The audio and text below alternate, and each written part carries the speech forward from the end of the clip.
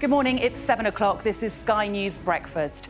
The red list has returned. A new coronavirus variant which is causing increasing concern and has been described as the worst one yet has led to 6 southern African countries being added to the UK's travel red list. Flights from the nations will be suspended from midday today. So just how worried should we be? And will the measures stop the variant reaching our shores? We'll be speaking to the Transport Secretary, Grant Shapps, in a few minutes' time. And tragedy in the Channel. The Prime Minister's plea to France's president for British officials on French beaches. Also this morning, we'll speak to the actress Victoria Econoy, who was diagnosed with breast cancer and is now campaigning for better screening centres for women across the country.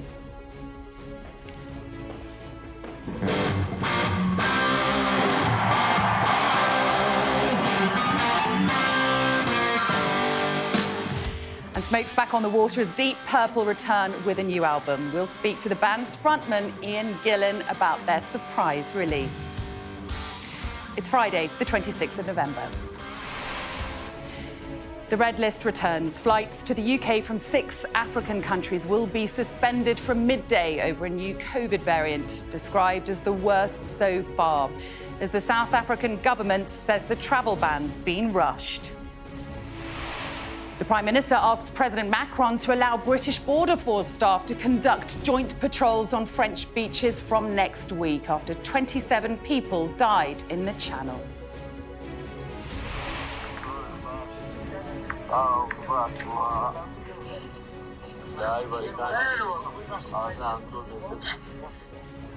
Sky News speaks to the family of an Iraqi man who hasn't been heard from since he told them he was heading into British waters on Wednesday.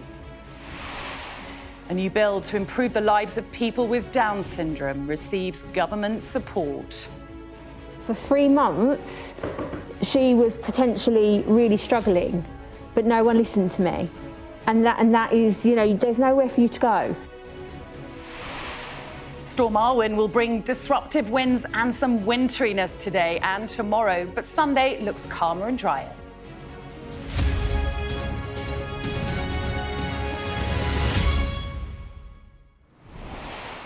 Good morning. Flights to the UK from 6 southern African countries will be suspended from midday as the government takes action to try and ensure a new COVID variant does not reach the UK.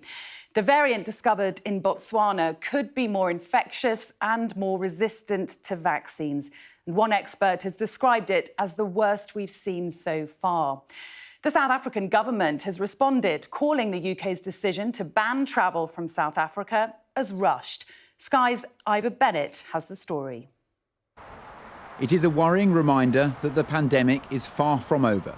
Just weeks after the final travel restrictions were lifted, the red list has reappeared.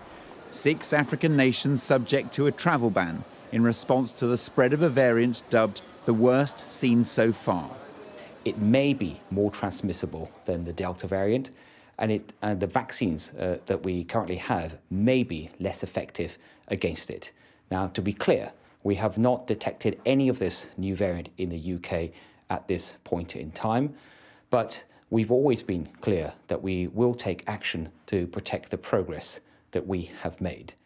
From midday, all flights from South Africa, Namibia, Lesotho, Botswana, Eswatini and Zimbabwe will be suspended. Anyone arriving from those countries after 4 a.m. on Sunday will have to quarantine in a hotel. Those returning before then must isolate at home, while passengers who have come back in the last 10 days are being asked to take a PCR test. The new variant has around 30 mutations, twice as many as the Delta variant, which could make it more transmissible and more capable of evading vaccine immunity. Only 59 cases have been confirmed so far, mostly in one South African province, but officials there are fearing a rapid nationwide spread. From the experience of the last 21 months or so, we almost can predict how this is going to move. You can be rest assured, as people start to move even more over the next few weeks, this will be all over. Much is still unknown about the variant and just how fast it may spread, but given past experience, the government is taking no chances. Ivor Bennett, Sky News. And Tulio de Oliveira, the director of the Centre for Epidemic Response and Innovation in South Africa that found the new variant, tweeted saying, "Busy day on a variant of great concern. The world should provide support to South Africa and not discriminate or isolate it. By protecting and supporting it, we will protect the world." A plea for billionaires and financial institutions. Well, the Transport Secretary, Grant Shapps, joins me now. A very good morning to you, Mr. Shapps. South Africa has responded, calling this decision to ban flights temporarily as rushed. How would you respond to that? Well, look, I think we know from dealing with coronavirus all this time that actually the kind of early bird catches the worm, as it were. It's important to make sure that you do act immediately. And in doing so, you get to slow things down in terms of potential entry into the country. And that gives us a bit of time for the scientists to work on sequencing the genome, which involves growing cultures and takes several weeks to do. So we can find out how significant a concern this particular variant is. So it is a safety first approach. We've done that before with things like the mink variant from Denmark, and we're then able to relax it reasonably quickly. And I think it's a preference for doing that rather than waiting and seeing until it's too late. But between 500 and 700 people fly to the UK every day from South Africa alone. What about those people who arrived in the last 24 hours and who could be carrying that variant already? Yeah, I should say we haven't actually detected any in the UK at all as yet, but we're contacting those people specifically. That work's already underway to make sure that they're taking PCR tests and we're getting the extra checks done. So we're able to contact each of those individuals through the passenger locator form, of course. If you're watching this and you have returned from South Africa, then please be in contact with Test and Trace. Please take a PCR test straight away and they will be contacting you.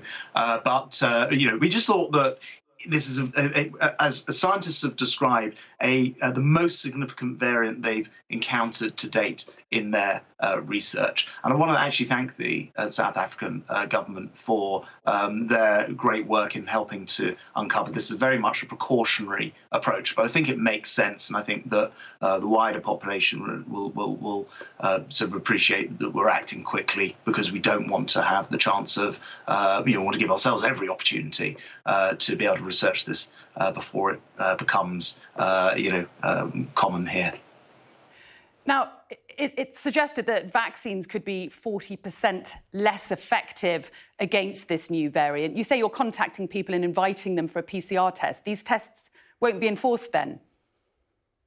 So we certainly will be contacting every single person who's coming back and asking for a test. Remember that it's still a relatively small outbreak in South Africa, but that it's growing very, very quickly. So we need to learn about the severity of the transmissibility of it and, of course, most critically of all, how vaccine susceptible it is. In other words, whether it can escape the vaccine or not. But we're tracking down each person who's come here. As I say, we've got no signs that it's here yet. It's still relatively small in South Africa, but this precautionary approach, similar to the one we took with the mink variant in Denmark, I think is the right way to go whilst we get answers. I hope this simply becomes a pause in travel from South Africa and those other countries. But we do need to do this work first, and this is the precautionary approach to make sure we have time to do it. Now, we're very fortunate here. The UK is moving fast with booster vaccines, unlike the situation in many countries in the developing world. Is vaccine inequality one of the main reasons that we're seeing the emergence of these new variants? Well, I think the United Kingdom's got a very proud record with that Oxford AstraZeneca vaccine, because that's the one that globally has been distributed, particularly to the developing world, faster than any other. I haven't got a recent figure, but the last one I saw was 1.5 billion doses of it being distributed.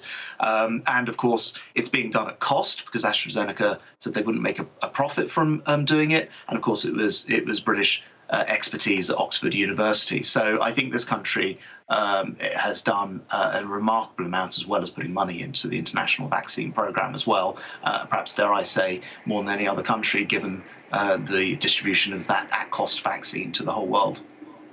Now, one of the reasons variants are detected so well in South Africa is because they have such great genomic sequencing.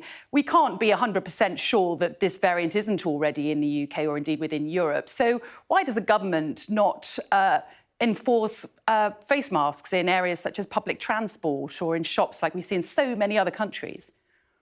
Well, one of the things that's kind of interesting here is that we've seen, because, as you rightly say, the huge take-up of vaccines, very little sort of scepticism about vaccines in this country, unlike elsewhere. But this vaccine may not be effective against this new variant. It may be far less effective.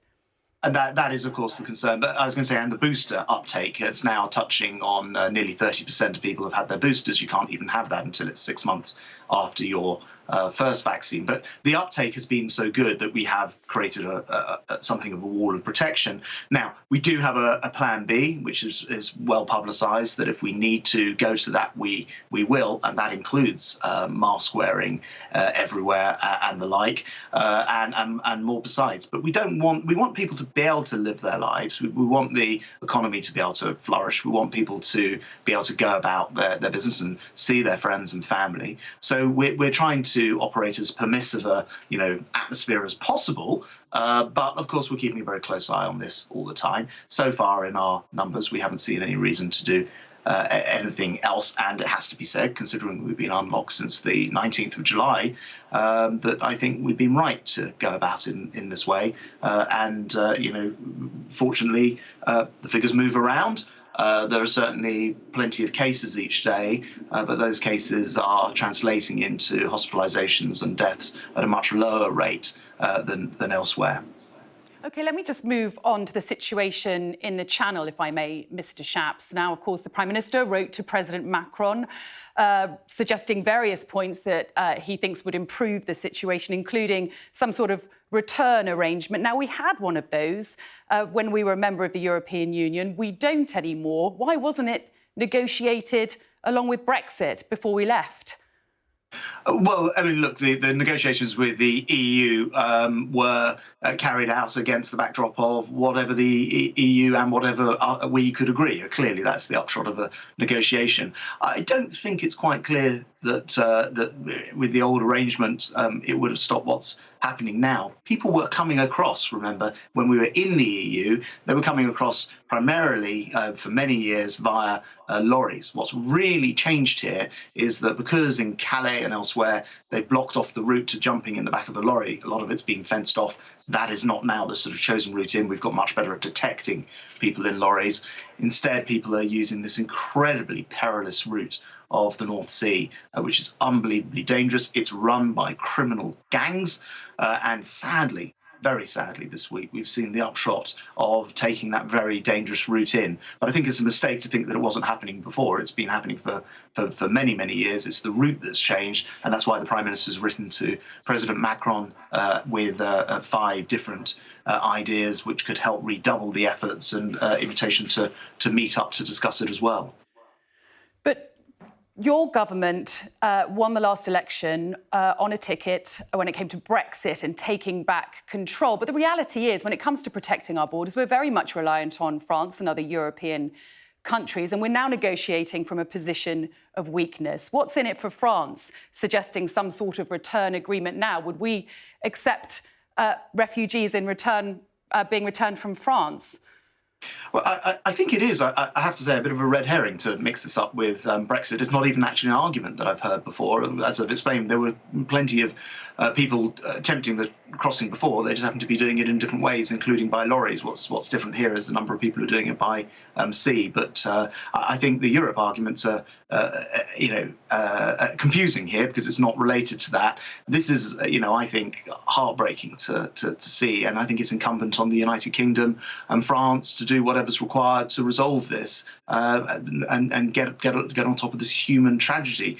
But there's international law that governs things, not European law, international law that governs things. People should be claiming asylum in the first free country, for example. And since France is a free country, indeed, since people will have many times travel through many other countries first, that is where the asylum should be claimed. But then, of course, we've got our our Immigration and Borders bill, which is designed to deal with a lot of what the French call the pull factors to the United Kingdom. And that's making its way through Parliament. And I'm very much hoping that, despite what we've seen so far with the opposition voting against it, I hope they will support that bill, because it would be one of the fastest ways to ensure that, for example, asylum applications need to be made from outside the country, and that, when people come here via an illegal route, they know that that isn't a route that you can make an asylum application from. All of those things are included in the Borders bill,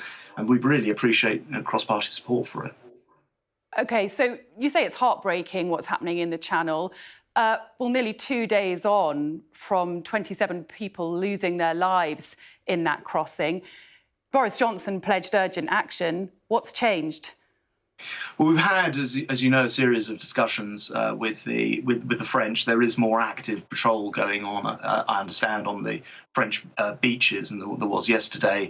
Priti Patel, the Home Secretary, has spoken to her counterpart, and she's actually going over to France to spend the next couple of days there, talking with her counterparts. And the Prime Minister has made the offer to join meetings and upgrade those meetings. In fact, in his letter that he's written to President Macron, they've also spoken as well. It's quite clear that we need to get on top of this.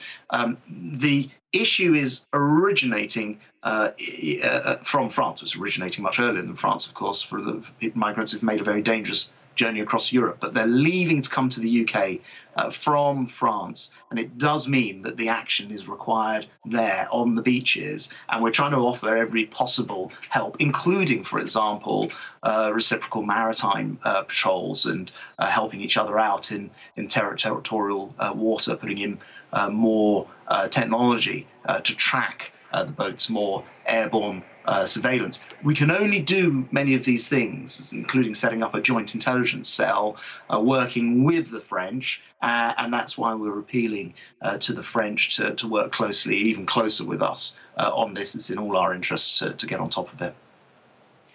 And now, not as a politician, as a human being, your reaction to what you're seeing in the Channel, some saying the Channel is the new Mediterranean when it comes to these dangerous crossings.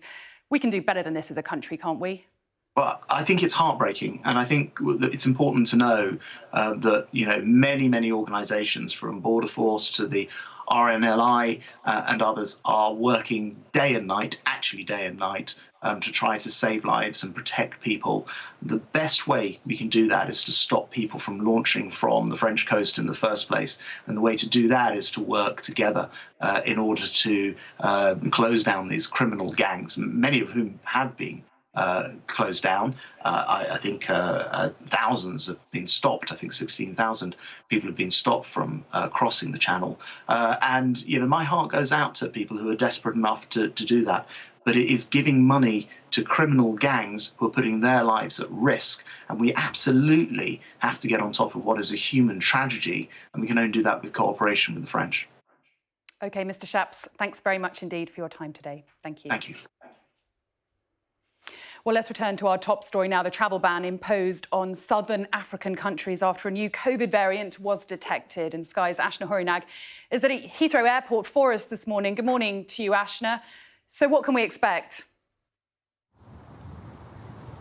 Well, I think it is going to come as quite a shock for many of the passengers that are due to land here at Heathrow over the next few hours. Many of them will have boarded last night. South Africa is a very, very similar time zone to the UK. So many of them won't be aware, perhaps, of this announcement coming in. Regardless of that, as soon as they touch down here in the UK, they are being advised to take a PCR test, such as the concern around this new variant that's been discovered. Now, in the past, the UK government has been criticised, of course, for acting too late when it comes to travel bans, and it's perhaps that has spurred this rush in the view of the South African government, and hence why we're seeing this new decision being taken. At the moment, there are 59 cases of this variant that have been discovered in South Africa.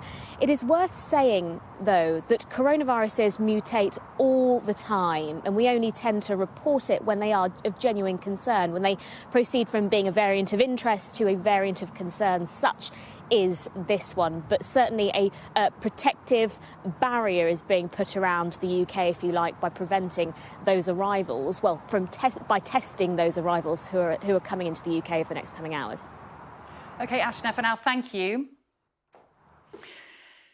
Now, still to come on the programme, at around 7:30, we'll hear from a top epidemiologist in South Africa as concern grows over a new COVID variant. As the UK and France scramble to find a solution to the situation in the English Channel, I'll be speaking to an officer from the Immigration Service Union on what could be done. And at 8:05, I'll get continued reaction to that tragedy in the Channel from the Shadow Home Secretary, Nick Thomas-Symonds. The Prime Minister has offered to work with France to tackle small boat crossings in the Channel and avoid a repeat of what he called the appalling tragedy on Wednesday, which left 27 people dead. Boris Johnson has written to President Emmanuel Macron, setting out 5 steps he thinks both sides should take as soon as possible. It comes after 17 men, 7 women and 2 teenage boys and a teenage girl died near Calais after their boat sank on their way to the UK. Sky News spoke to a crew member of one of the first French lifeboats to reach the scene. La vue de voir ces malheureux noyés comme ça et les récupérer, c'est dramatique. C'est très dur, très dur, très dur. Now, the family of an Iraqi man has told Sky News they have not heard from him since he told them he was heading into British waters on Wednesday. Some smugglers say he wasn't on the dinghy that sank in the English Channel, but his family still fears the worst. Our Middle East correspondent Alistair Bunkle reports. Shalao's brother got on a boat from France to England on Wednesday, around the same time that the 27 people drowned in the Channel. This was the last voice message that the family received from him as he was midway across.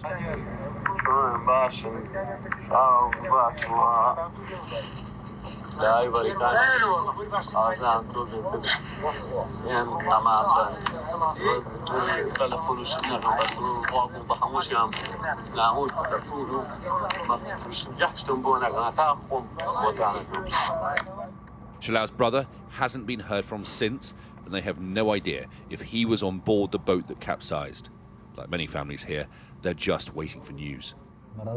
براسي اما زور ستريسين قلقين زور دودلين لا لويكا او بريمان هوالينيا من او بريم يعني لخوم تشكترو زور دلمان لاتي وادارم بزوترين كات بتوانين هوالي شي بزانين داواكارين لخواي قورب بالسلامتي قشوة جي خوي داواكارين لحكومة بريطانيا بزوترين كات بتوانيت هوالي شي او خلقمان بويق لايب كاتو سور بولسر اويكا مجازفه ناکات يعني هیچ سرکێشیەک ناکات ئەگەر شتێک زۆر دڵنیا بێ ڕێگەیەک کاتێکی گونجاو نەبێ ناڕوا.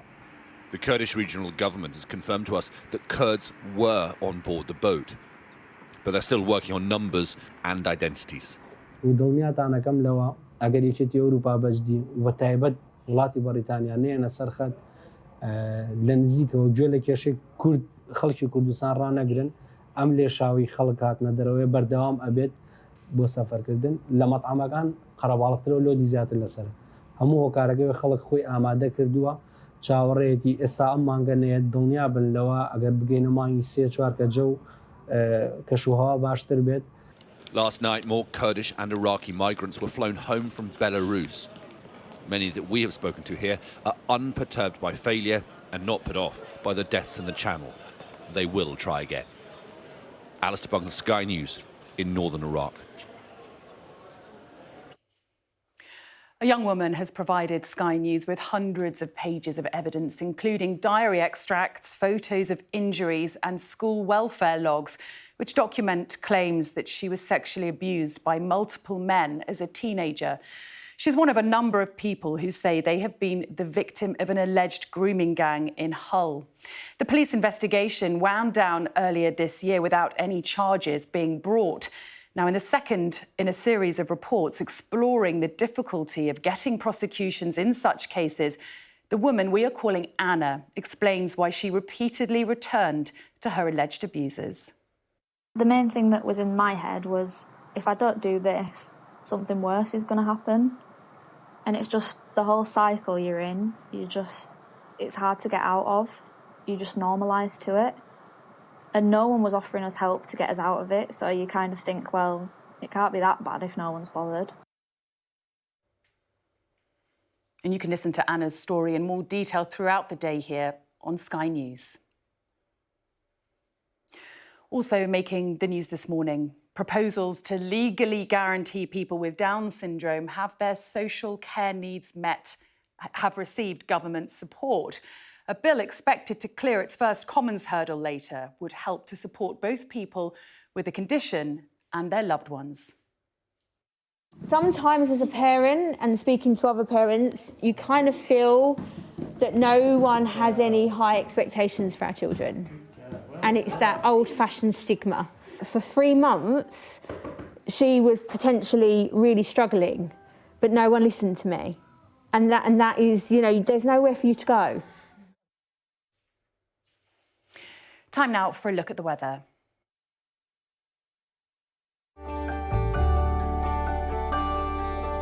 Look forward to brighter skies. The weather, sponsored by Qatar Airways. Storm Arwen will bring disruptive winds and wintry hazards today and tomorrow, but Sunday does look calmer and drier. It's the first named storm of the season, with the Met Office amber wind warning for eastern Scotland and northeast England. Exposed coasts there could see gusts in excess of 75 miles per hour. Yellow warnings cover other parts of the UK too. Today will start cold and unsettled, but the far southeast will be mainly dry and frosty with a bit of patchy rain. The government has told Sky News this morning it is taking a safety-first approach when it comes to the new COVID variant discovered in Botswana. That follows criticism from South Africa that the decision was rushed. The Transport Secretary, Grant Shapps, told us it's the most significant variant found to date. It's important to make sure that you do act immediately, and in doing so, you get to slow things down in terms of potential entry into the country, and that gives us a bit of time for the scientists to work on sequencing the genome, which involves growing cultures and takes several weeks to do, so we can find out how significant a concern this particular variant is. So it is a safety-first approach. We've done that before with things like the mink variant from Denmark, and we're then able to relax it reasonably quickly. And I think it's a preference for doing that rather than waiting and seeing until it's too late. We do have a plan B, which is well publicised, that if we need to go to that, we will, and that includes mask wearing everywhere and the like, and more besides. Well, let's get some reaction now from our political correspondent, Rob Powell. Hi, Rob. Grant Shapps insisting there that the government is acting fast. This is preemptive. Should this reassure people? Yeah, not wanting to go anywhere near as well the idea of moving to more domestic restrictions because of this variant. I think part of the reason the government wants to be seen to be acting quick is because whilst Grant Shapps says the early bird catches the worm, frankly, in the past, they've been criticised for not acting quickly enough and allowing variants like the Delta variant from India to spread quite rapidly. So Grant Shapps, I think, trying to reassure people, but I think realistically, until we know more scientifically about this variant, I don't think people will necessarily be reassured. And of course, the other big political issue, which remains a big story here at the moment, the situation in the Channel. That letter that Boris Johnson has written to President Macron, it doesn't sound like it's gone down very well with the French. Yeah, I thought what was interesting about that interview with Grant Shapps was how much he said that action needed to be taken in France. That's where the issue was. Well, there's reports in the French media this morning that letter that the Prime Minister sent to Emmanuel Macron, the French President, has not gone down well, that the French Interior Ministry didn't like it, and as a result there are reports that meeting between Priti Patel and the French Interior Minister on Sunday has been cancelled. Now, we haven't confirmed that yet, but if that is true, then that would be a very large setback to trying to get some kind of resolution to what is going on in the Channel, given the amount, when you read that Boris Johnson letter and when you listen to Grant Shapps, it's clear that we are dependent on French cooperation and collaboration to get this sorted. OK, Rob, for now, thank you.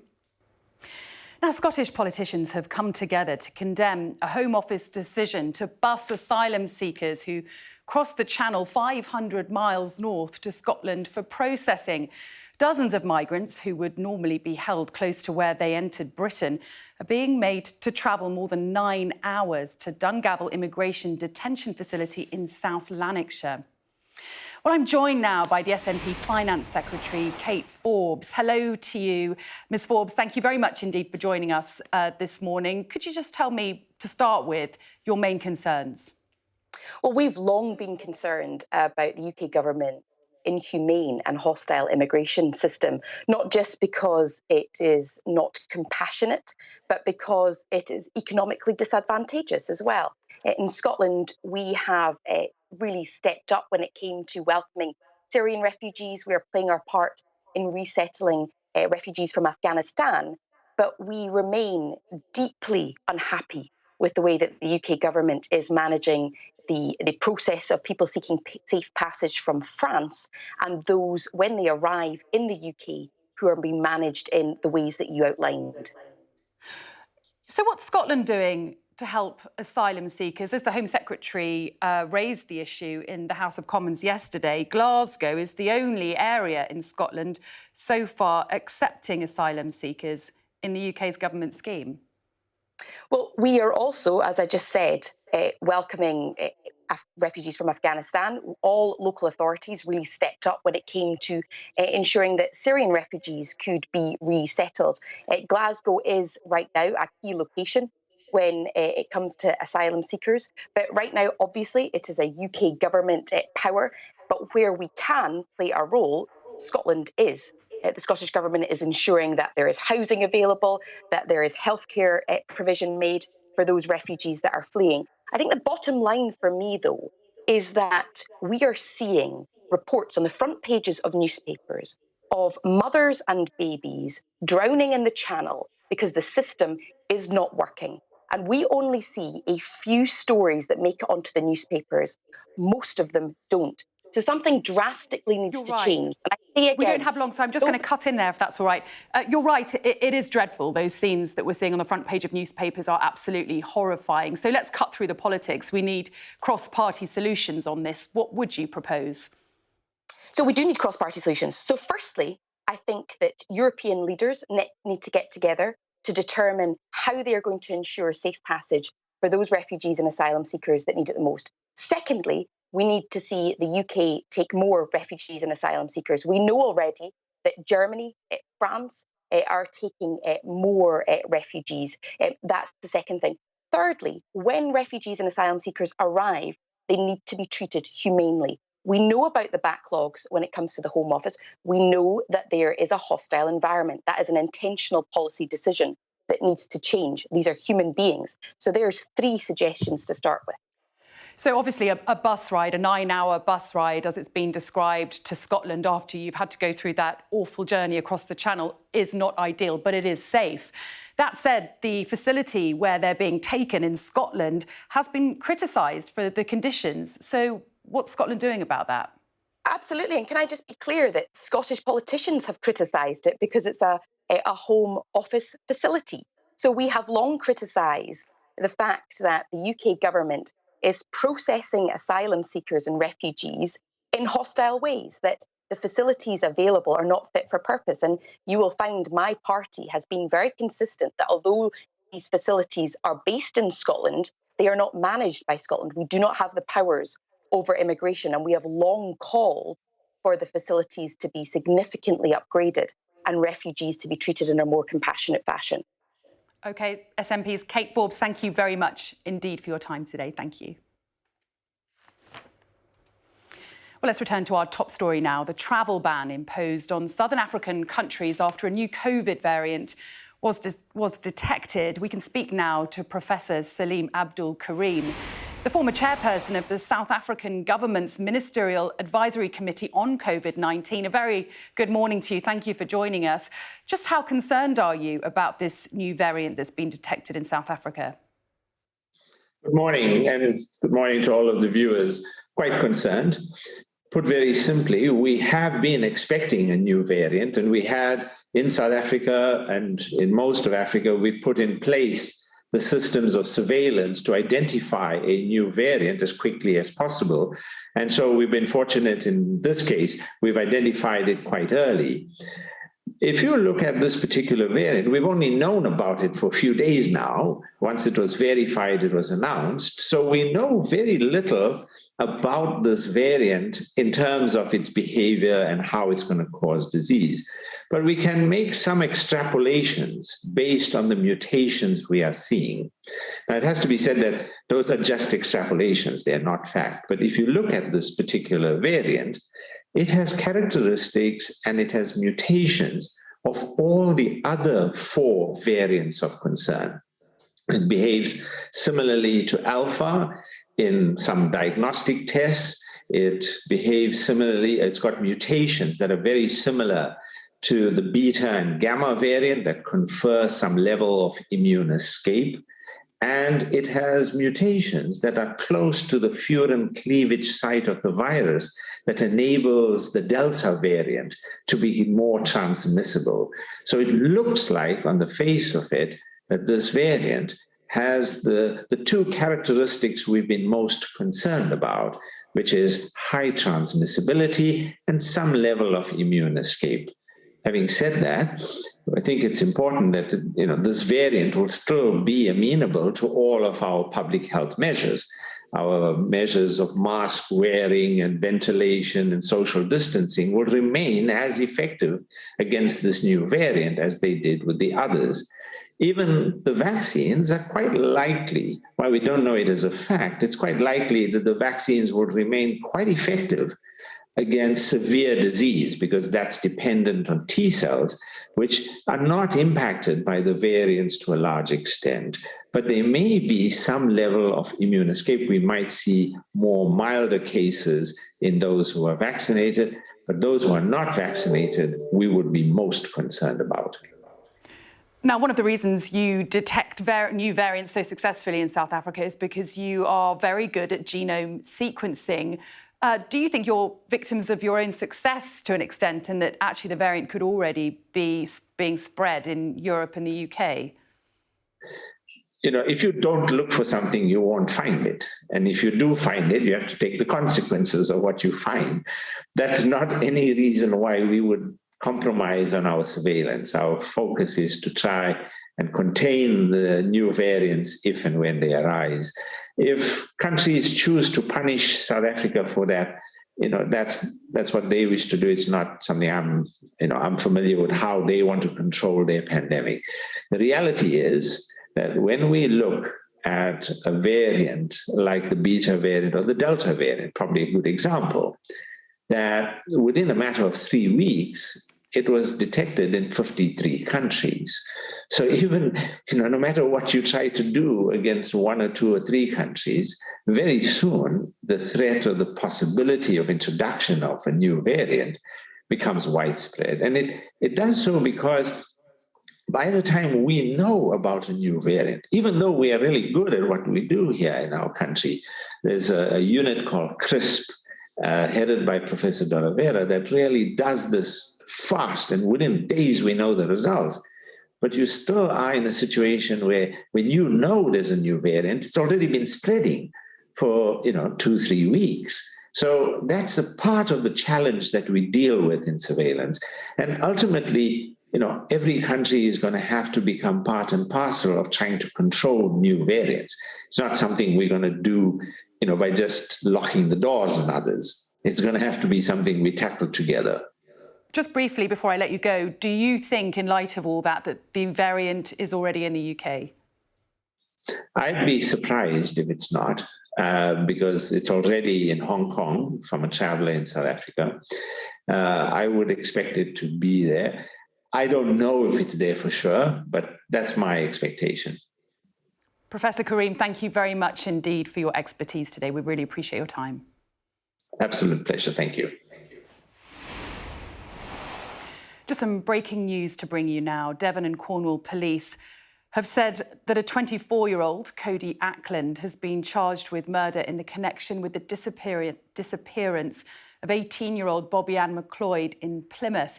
Now, we've had a statement from Devon and Cornwall police. They've said a 24-year-old man has been charged with murder in connection to the disappearance of 18-year-old Bobby Ann McLeod. Cody Ackland from the Southway area of Plymouth has been charged with murder and remanded in police custody. He is due to appear at Plymouth Magistrates Court on Friday, the 26th of November. The family of Bobby Ann have been informed of this update and continue to be supported by specialist officers.